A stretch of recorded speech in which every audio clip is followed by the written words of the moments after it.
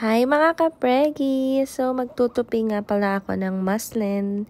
Hindi ko alam talaga kung muslin o muslin. Basta kayo na bahala.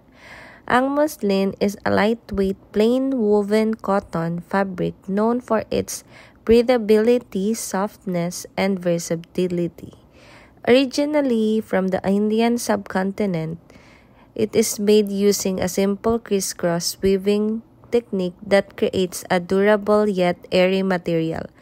Muslin comes in a variety of weights from thickness to coarseness to softness, depende. Tapos, it has different uses. Commonly, for babies talaga siya ginawa. Pwede siya kasing maging burp cloths if ma-recall nyo.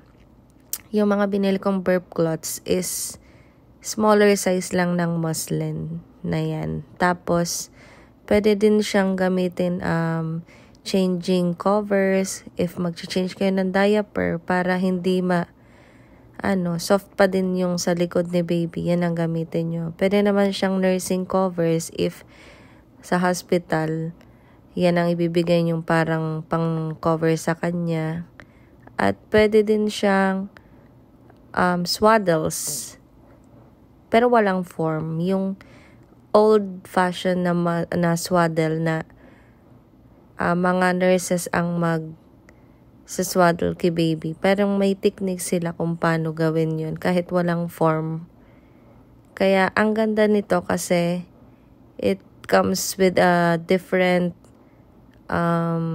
purposes and uses. It depends kung saan mo sila gagamitin. Kaya, for me, I recommend this. Makapal siya. 4-ply din siya. Tapos, ang kinuha ko is yung parang 100 centimeters. Basta, ilalagay ko yung link sa baba. Yan, nagtutupi lang ako dyan kasi kailangan ko nang mag-ayos na mga gamit ni baby.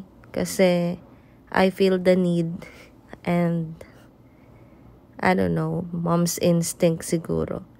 Mapapansin nyo, may mga bear na naman akong binili. Para pair-pair sila. At, basta gusto ko laging, gusto ko prepared na siya before dumating si baby. Parang, yun nga, if, sabi daw, pag nagne-nesting na yung mommy, yung may instinct na ang mommy na nagne-nest, parang lalabas na talaga or pwede nang nakaka-feel din kasi yung mga baby natin sa womb. Ayun, so feeling ko, oh my God, so excited. So yan, that's all.